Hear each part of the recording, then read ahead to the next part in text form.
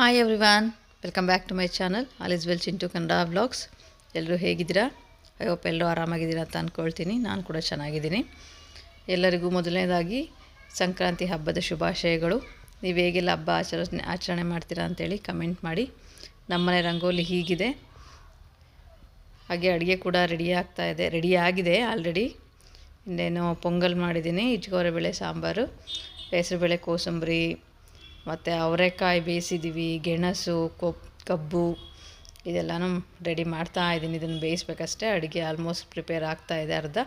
ಇಲ್ಲಿ ತಂಗಿ ಪೂಜೆ ಮಾಡೋದಕ್ಕೆ ಅವಳೆಲ್ಲ ದೇವ್ರ ಸಾಮಾನುಗಳನ್ನೆಲ್ಲ ತೊಳೆದಿಟ್ಕೊಳ್ತಾ ಇದ್ದಾಳೆ. ಇಲ್ಲಿ ಹೆಸರುಬೇಳೆ ಕೋಸಂಬರಿ, ನಿಂಬೆಹಣ್ಣಿನ ಚಿತ್ರಾನ್ನ, ಗೆಣಸು, ಅವರೆಕಾಯಿ, ಪೊಂಗಲ್ಲು ಮತ್ತು ಅನ್ನ ಸಾಂಬಾರು ಮಾಡಿದ್ವಿ ಹಬ್ಬಕ್ಕೆ. ಇದೆಷ್ಟೆಲ್ಲ ಪ್ರಿಪೇರ್ ಮಾಡೇ ಆಗಿದೆ. ಇವಾಗ ನೆಕ್ಸ್ಟು ಪೂಜೆ ಇದೆ. ಅಂದರೆ ಸ್ವಲ್ಪ ಒಂದು ಸೂತಕ ಕೂಡ ಇತ್ತು. ಸೂತಕ ಅಂತ ಹೇಳಿದರೆ ನಮ್ಮ ಮನೇಲಿ ಫ್ಯಾಮಿಲಿ ಒಬ್ಬರು ತೀರೋಗಿದ್ರು. ಅದನ್ನು ಸೂತಕವನ್ನು ಕಳೆದು ನಾವು ಮಾಡೋವಂಥದ್ದು. ಅದನ್ನು ಮಾಡೋಕ್ಕಿದೆ. ಹಾಗೆ ಅವರನ್ನು ಸೂತಕ ಕಳೆಯೋದು ಅಂತ ಹೇಳಿದರೆ ನಾವು ದಾಸಪ್ಪನ ಅಂತ ಕರ್ಕೊಂಡು ಬರ್ತೀವಿ. ಮನೇಲಿ ಶಂಖೆಲ್ಲ ಊದಿಸಿ ಅವರಿಗೆಲ್ಲ ಊಟ ಬಡಿಸಿ ಅದನ್ನು ಮಾಡೋದು, ಸೂತಕ ಕಳೆಯೋದು. ಅದು ಇದು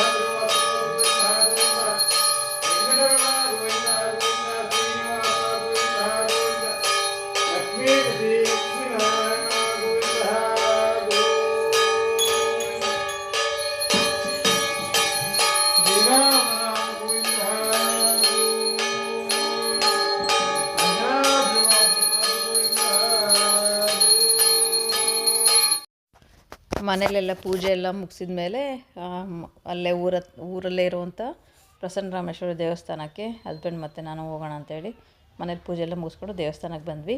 ಇವತ್ತಿನ ಅಲಂಕಾರ ನೋಡಿ ಹೇಗಿದೆ. ಇದು ಈಶ್ವರನ ದೇವಸ್ಥಾನ, ಶಿವನ ದೇವಸ್ಥಾನ. ಅದು ಉದ್ಭವಲಿಂಗ. ಇದು ಬೆಲಗೂರಲ್ಲಿ ಇರೋವಂಥದ್ದು. ತುಂಬ ಚೆನ್ನಾಗಿದೆ, ವಿಶೇಷವಾಗಿರುವಂಥ ದೇವಸ್ಥಾನ. ಇಲ್ಲಿ ಕಾಕಡ ಬತ್ತಿ ಇದು ಬರುತ್ತಲ್ವ, ಗೆಜ್ಜೆ ಬತ್ತಿ ಅಂತ ಕರೀತಾರಲ್ಲ, ಅದರಲ್ಲಿ ಅಲಂಕಾರ ಮಾಡಿದ್ದಾರೆ ಆ ಲಿಂಗಕ್ಕೆ. ಎಷ್ಟು ಚೆನ್ನಾಗಿ ಕಾಣಿಸ್ತಾ ಇದೆ ನೋಡಿ. ಹಾಗೆ ನಾಗಾಭರಣ ಕೂಡ ಇಟ್ಟಿದ್ದರು.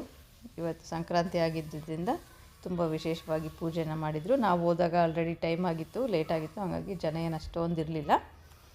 ಪೂಜೆ ಎಲ್ಲ ಮುಗಿಸ್ಕೊಂಡು ಬಂದ್ವಿ.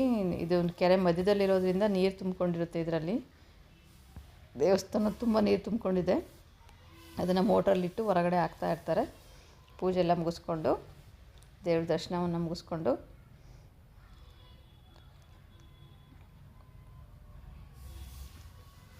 ಹೊರಟ್ವಿ. ಇವಾಗ ಅಲ್ಲಿ ಅಕ್ಕಪಕ್ಕದಲ್ಲಿರೋ ದೇವಸ್ಥಾನಗಳಿಗೆಲ್ಲ ಹೋಗಿ ಕೈ ಮುಕ್ಕೊಂಡು ದೇವರ ಪ್ರಾರ್ಥನೆ ಮಾಡಿಕೊಂಡು ಬಂದ್ವಿ. ಇದಿಷ್ಟಾಗಿತ್ತು ಒಂದು ಪುಟ್ಟ ವ್ಲಾಗ್, ಮಕರ ಸಂಕ್ರಾಂತಿಯ ವ್ಲಾಗ್ ಆಗಿತ್ತು. ವಿಡಿಯೋ ಇಷ್ಟ ಆದರೆ ನಿಮಗೆ ಲೈಕ್ ಮಾಡಿ, ಶೇರ್ ಮಾಡಿ, ಹಾಗೆ ಕಮೆಂಟ್ ಮಾಡಿ. ತುಂಬ ವೀಡಿಯೋಸನ್ನಂತೂ ಅಪ್ಲೋಡ್ ಮಾಡೋದಕ್ಕೆ ಆಗ್ತಿಲ್ಲ, ಅಂದರೆ ಟೈಮ್ ಸಿಗ್ತಾ ಇಲ್ಲ. ನೋಡಿ, ಇದು ದೇವಸ್ಥಾನ ತುಂಬ ನೀರು ತುಂಬಿಕೊಂಡಿದೆ. ಇದು ಶ್ರೀಚಕ್ರ. ಇದನ್ನು ಮೋಟ್ರಲ್ಲಿ ನೀರನ್ನು ಹೊರಗಡೆ ಹಾಕ್ತಾ ಇರ್ತಾರೆ. ಇಷ್ಟೇ ಇವತ್ತಿನ ವ್ಲಾಗ್, ಸಂಕ್ರಾಂತಿಯ ವ್ಲಾಗ್. ಹಾಗೆ ಹಬ್ಬದ ಊಟ ಕೂಡ ನೆಕ್ಸ್ಟ್ ಮನೆಗೆ ಹೋಗಿ ಮಾಡಬೇಕು. ನೀವೆಲ್ಲ ಏನೇನೆಲ್ಲ ಮಾಡಿದಿರಿ, ಹೇಗೆಲ್ಲ ಹಬ್ಬ ಆಚರಣೆ ಮಾಡಿದ್ರಿ ಅಂತೇಳಿ ಕಮೆಂಟ್ ಮಾಡಿ. ಇನ್ನೇನು ವಿಶೇಷತೆ ಇಲ್ಲ ಹಬ್ಬದ್ದು, ಇಷ್ಟೇ. ಇದು ಹೊರಗಡೆ ಬಂದ್ವಿ ದೇವಸ್ಥಾನದಿಂದ. ನೋಡ್ತಾ ಇರ್ಬೋದು ಎಷ್ಟು ಒಂಥರ ಕೂಲಾಗಿದೆ ಅಂತ ವಾತಾವರಣ. ಇದು ಆ ಕಡೆ ಕಾಣಿಸ್ತಾ ಇರೋದೆಲ್ಲ ಕೆರೆ ಮಧ್ಯದಲ್ಲಿರುವಂಥದ್ದು ದೇವಸ್ಥಾನ. ಹಾಗೆ ಒಂದು ಕ್ಲಿಪ್ಪನ್ನು ತಗೊಂಡೆ. ಪ್ರಶಾಂತವಾಗಿದೆ ದೇವಸ್ಥಾನ, ಪ್ರಸನ್ನರಾಮೇಶ್ವರ ಸ್ವಾಮಿ ದೇವಸ್ಥಾನ. ತುಂಬ ವಿಶೇಷವಾಗಿರುವಂತಹ ದೇವಸ್ಥಾನ.